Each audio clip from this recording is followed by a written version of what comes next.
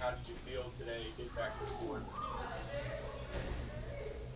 I felt great. Um, Felt good to be back out there. Letting the growing rest for a game. It felt good the entire time. Felt good after the treatment session after the Houston game, and then that practice in between games. So, well, a couple days between. Felt good to get the whole team back out there, get our rhythm and our chemistry again. Um, yeah, so it felt great. I felt pretty good. A lot better than I did the last time I suited up. Just putting a lot of work.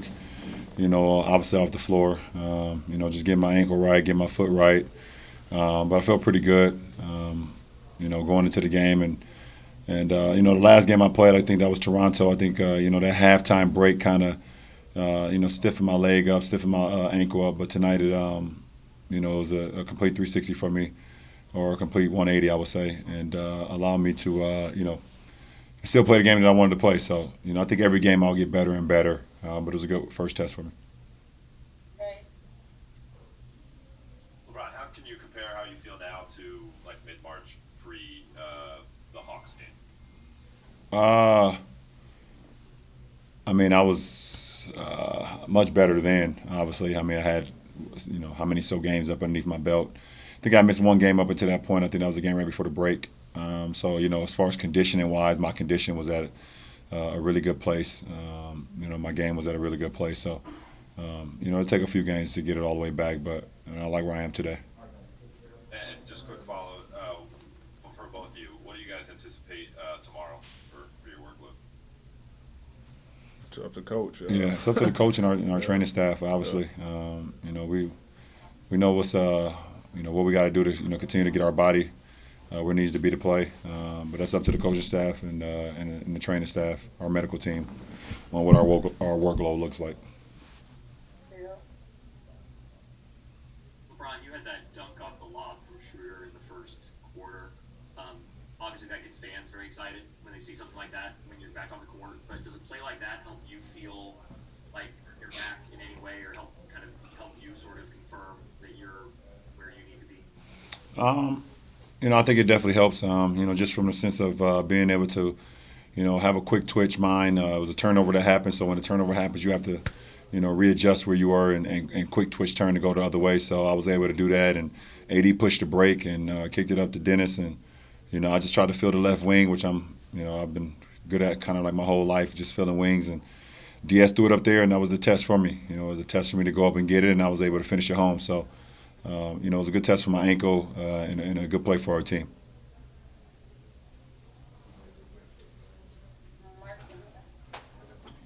And LeBron, good to see you. To follow up on the comments you made, the first return, you were saying at that point you don't think you'd ever get back to 100% in your career. Given the progress with this ankle, has that feeling changed in any way?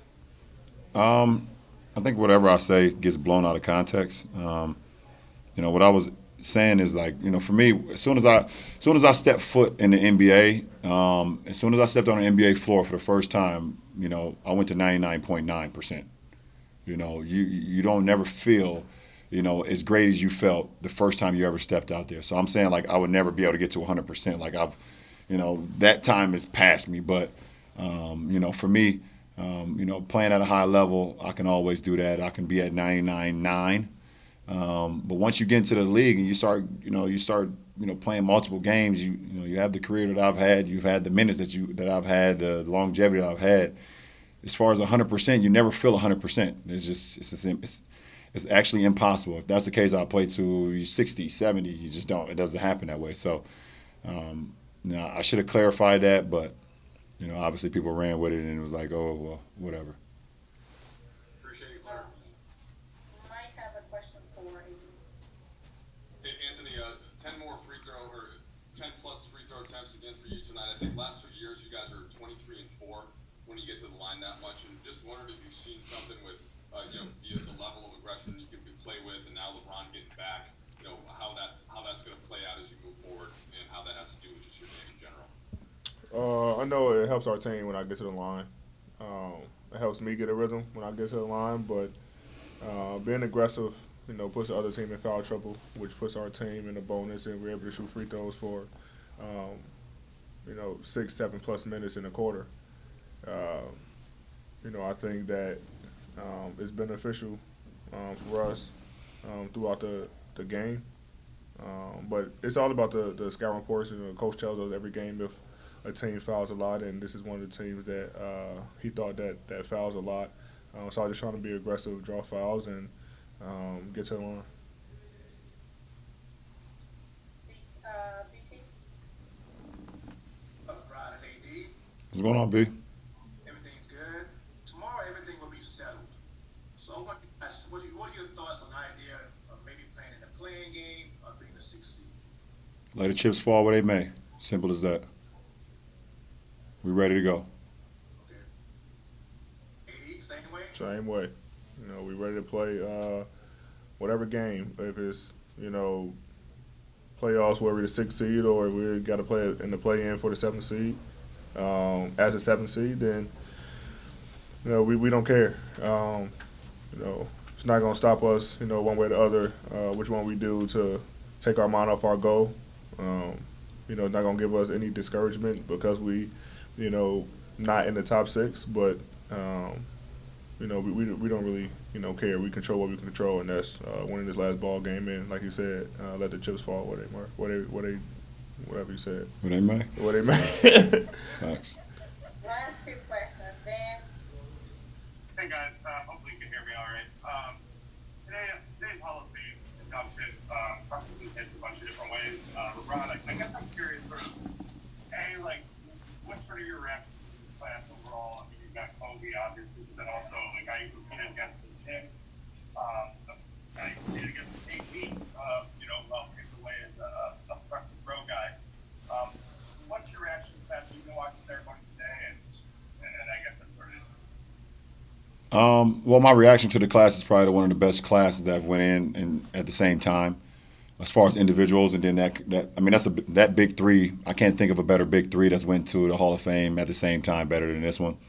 When you look at Kobe's resume, KG's resume, and Timmy D's resume, 3 of the best players that ever played this game, 3 champions, 3 Hall of Famers, 3 MVPs. They got everything that you could ever want in this league. They got everything. So I think it's the best class as far as those 3. I don't think there has not been a better big 3 to go in at the same time. Last question, Michael Duarte. Yeah, thanks. LeBron, tough to follow up that Kobe question, but in your post-game interview, you said you felt better, there was more strength, mobility, movement in the ankle, a little bit of soreness. I'm curious how that was different than that game against the Raptors at halftime when you said it was stiff, and what is the medical staff and doctors telling you about what to expect now moving forward? What was different, I don't know. I think it's just time. Being in the Toronto game just gave me a sense of where I was physically as far as my ankle, but I needed that. I needed that test to see where I was then, to know where I needed to go. So, and today was another opportunity to see where I'm at and, how far I can go too. So I still got some more room for improvement as far as my ankle, my mobility, and my strength. But I'm 10 times better than I was in that Toronto game, and I believe I can get 5 to 10 times better in the future. So, like I said, the more games that we have, the more opportunity I get to really just continue to strengthen everything around it, and continue to get better. So, we got a great team. I got a great team around me. My trainer's on me every single day, and I'm on myself about doing what I can do to be available to this team and controlling what I can control, and that's all I can worry about.